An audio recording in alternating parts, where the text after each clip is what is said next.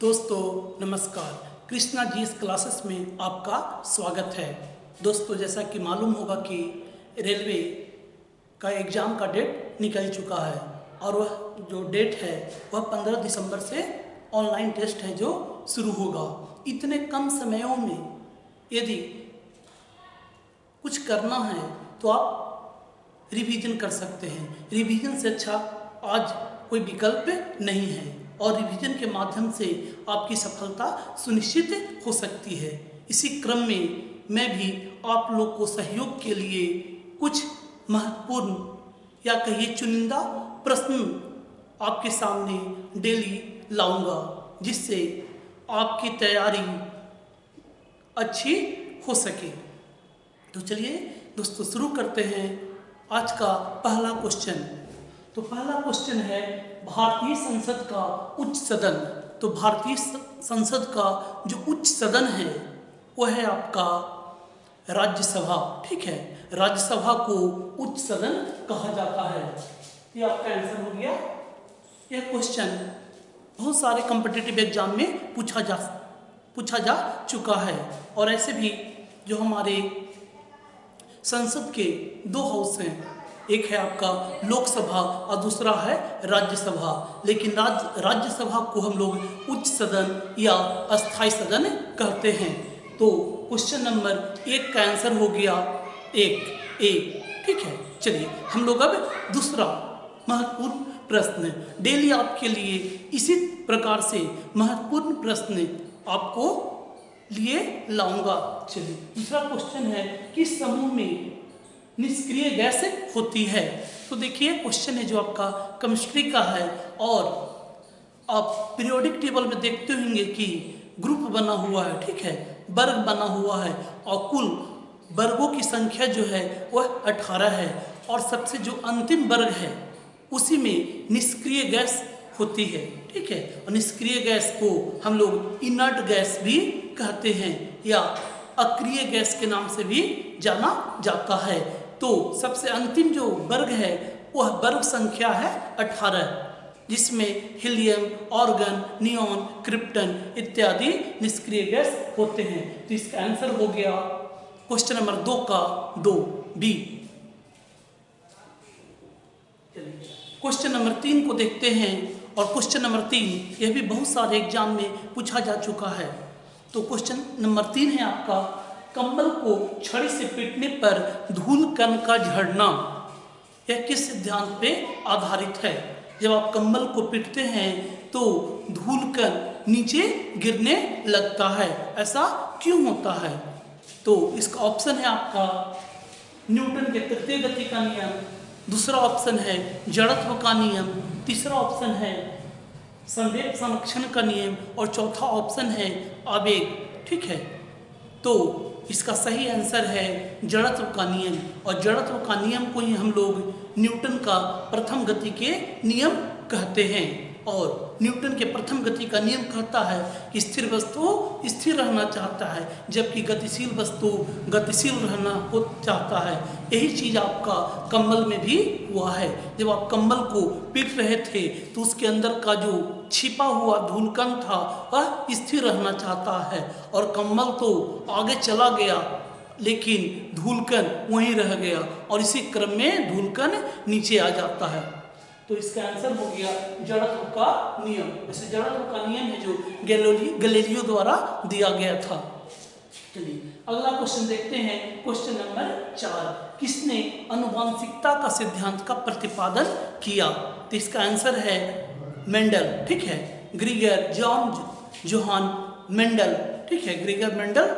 तो ये है जो मेंडल है जो आनुवंशिकता के सिद्धांत का प्रतिपादन किए हैं और जो मेंडल है जो बहुत ही क्रांतिकारी परिवर्तन किए हैं। पहले आप जानते होंगे जिस समय हम लोग का देश आज़ाद हुआ था उस समय खाने के भी लाले पड़ते थे, खाद्यान्न की कमी होता था, लेकिन विज्ञान और प्रौद्योगिकी की मदद से या खास करके आनुवंशिकता के चलते खाद्यान्न में भारी मात्रा में बढ़ोतरी हुआ और यह आनुवंशिकता के सिद्धांत के द्वारा ही हम लोग खाद्य पदार्थ एवं अन्य जीव जंतु के नस्ल को उन्नत बनाते हैं, ठीक है, उन्नत बनाया जाता है। जैसे कम उपज वाला यदि गेहूं का बीज यदि आपके पास है और उसे चाहते हैं कि यह बीज है जो ज़्यादा उन्नत हो सके, तो उसके लिए आनुवांशिकता का सिद्धांत का जानना आवश्यक है, क्योंकि आनुवांशिकता ही बताएगा कैसे उस बीज को और उन्नत किया जा सकता है। और यह जो मेंडल है जो दिए थे, ऑस्ट्रिया के निवासी।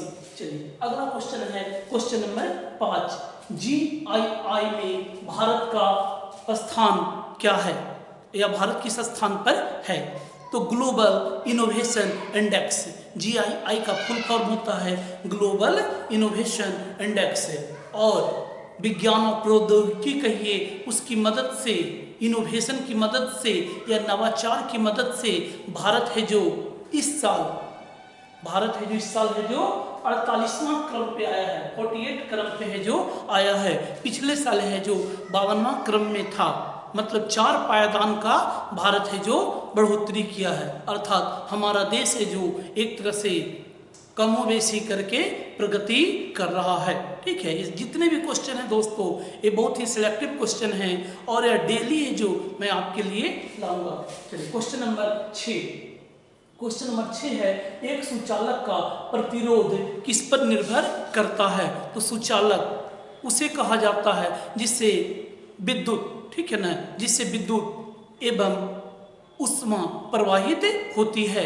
तो किस पर निर्भर एक तरह से नहीं करता है, ठीक है ना, किस पर निर्भर करता है? नहीं, किस पर निर्भर नहीं न करता है, तो दाब पे निर्भर नहीं करता है। जबकि लंबाई, यदि लंबाई को बढ़ा दीजिएगा तो प्रतिरोध बहुत बढ़ जाता है और धारा है जो घट जाता है, ठीक है। तो लंबाई पे भी होता है। उसी प्रकार से तार का जो क्षेत्रफल होता है, ठीक है, अनुप्रस्थ जो काट का जो क्षेत्रफल होता है उस पर भी निर्भर करता है, साथ ही साथ पदार्थ पे भी निर्भर करता है। अर्थात अब देखते होंगे कि जब एल्युमिनियम का तार आप घर में इस्तेमाल करते हैं तो उससे कम वोल्टेज आती है, जबकि आप तांबा का इस्तेमाल करते हैं तो उसमें एक तरह से वोल्टेज या आपका जो करंट है वो ज़्यादा प्रवाहित होता है।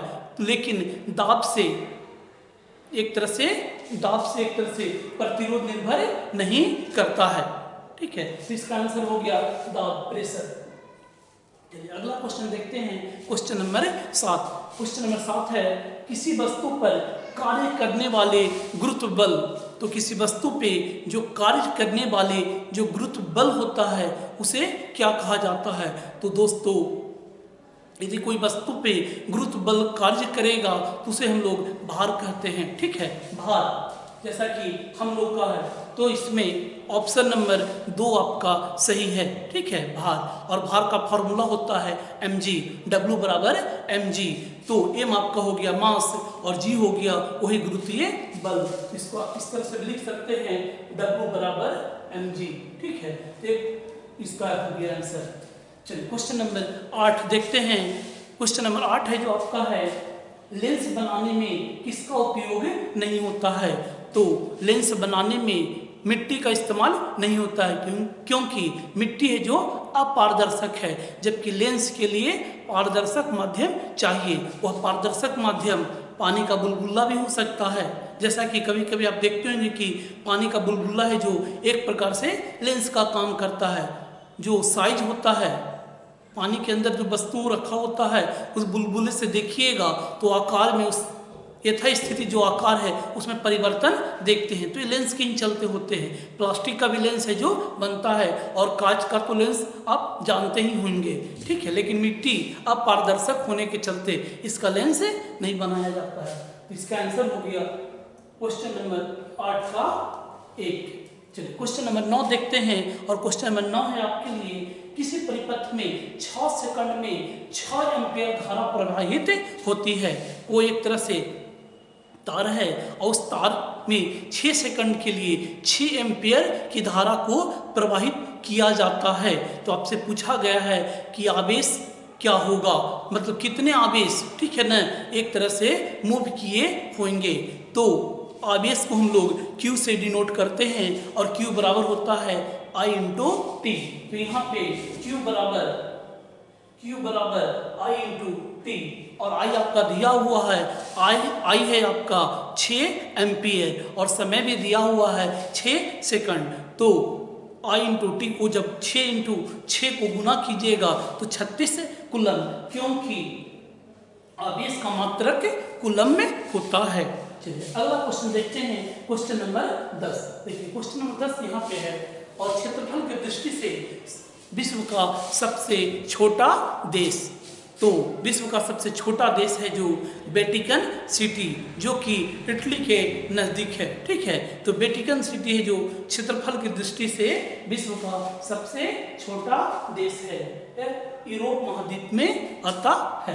अगला क्वेश्चन देखते हैं, क्वेश्चन नंबर 11, और क्वेश्चन नंबर 11 है, महात्मा गांधी ने पहली बार सत्याग्रह कहाँ शुरू किया था? महात्मा गांधी जब अफ्रीका से भारत आए थे तो पहली बार जो सत्याग्रह है जो चंपारण में शुरू किए थे। तो इसका आंसर हो गया 11 का आंसर 2। ठीक है, 11 का ऑप्शन नंबर 2 इसका सही है। ठीक है, तो यहाँ पे चंपारण में है जो किसान थे, किसान पे अंग्रेज है जो बहुत ज़्यादा अत्याचार कर रहा था। इसी में किसान द्वारा महात्मा गांधी को बुलाए जाने पे जो भी किसान नील का खेती कर रहे थे वो बहुत ही कम कीमत पे उन्हें खेती करवाया जाता था। उसी के विरोध में है जो महात्मा गांधी है जो सबसे पहले बिहार के चंपारण में सत्याग्रह को शुरू किए थे।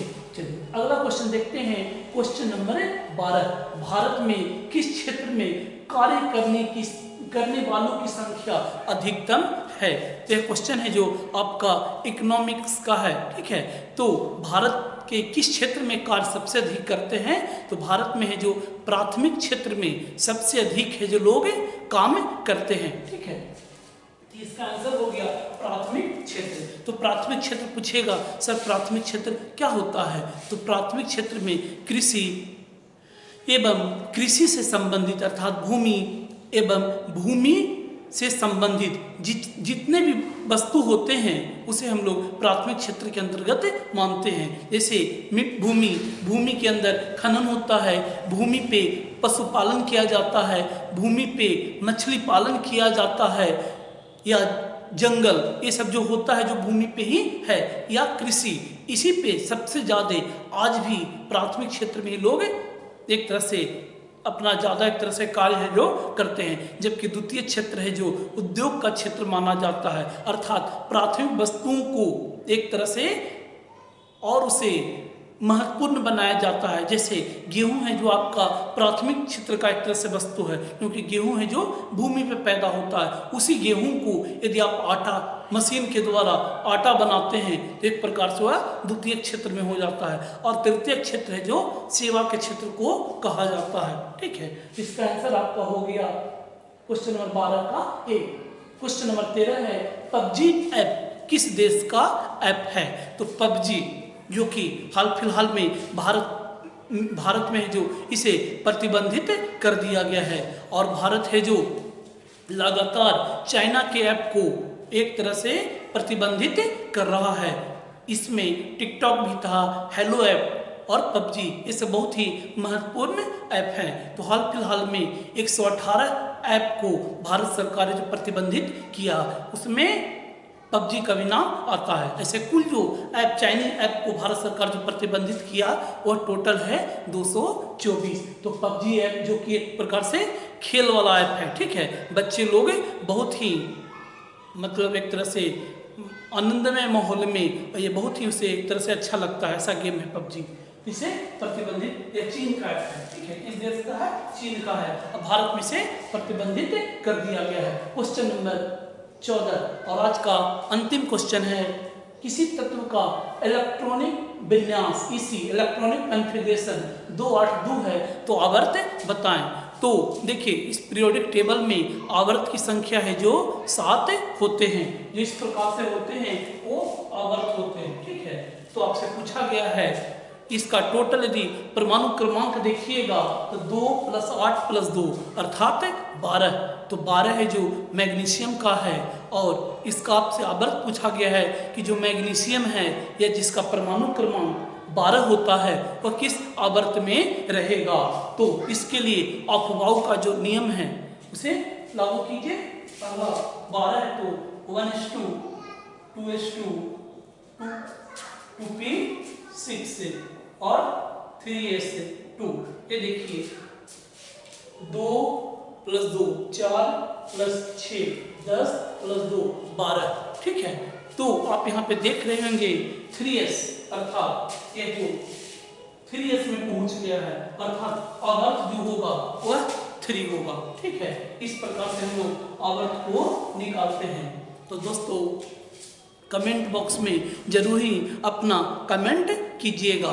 डेली इसी तरह आपके लिए महत्वपूर्ण प्रश्न लाते रहेंगे। धन्यवाद।